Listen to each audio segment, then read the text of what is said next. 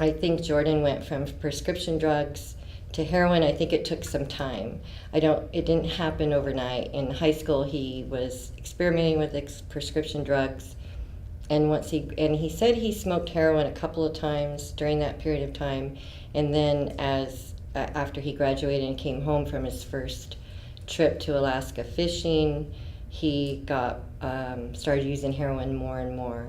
And at some point, he was introduced to shooting up heroin. And once he started shooting up heroin, I think that's when addiction really took hold of him, and he couldn't battle it. When Jordan died, after the first initial shock, I went through all the feelings, the shame, and what did I do wrong, and all those things. And honestly, I didn't do anything wrong, and parents need to know that. This can happen to anybody. In the beginning of Jordan's addiction, I followed the normal rules that parents play: tough love,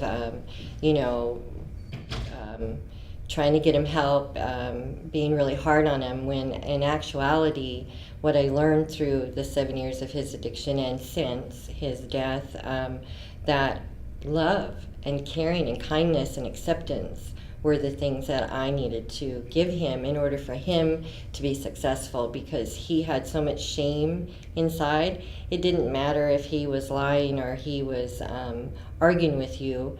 He carried that shame, and he didn't intend to hurt his family. He wasn't intending to hurt anybody.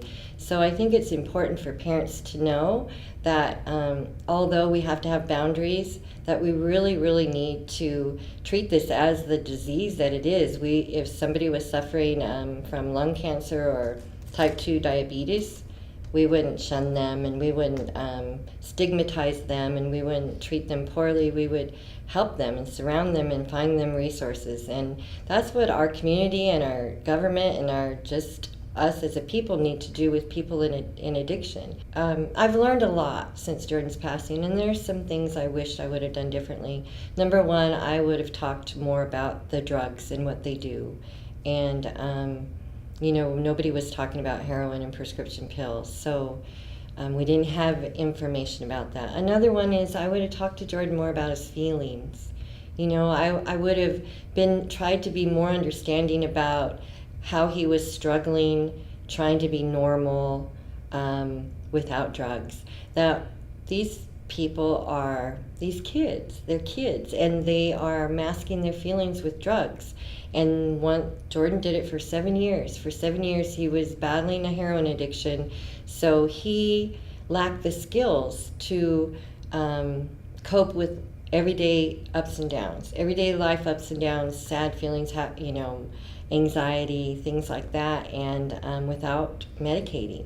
So I would have worked a little bit harder at trying to get him help with dealing with his feelings.